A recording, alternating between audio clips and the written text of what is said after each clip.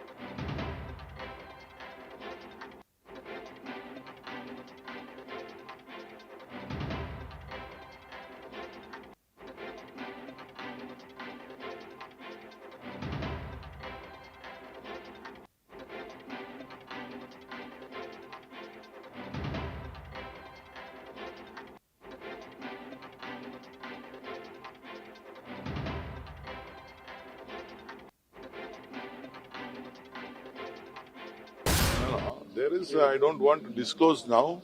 I am very busy with this first week about my cabinet expansion and all these things. We are ready to speak with everyone, share things with everyone, work with everyone.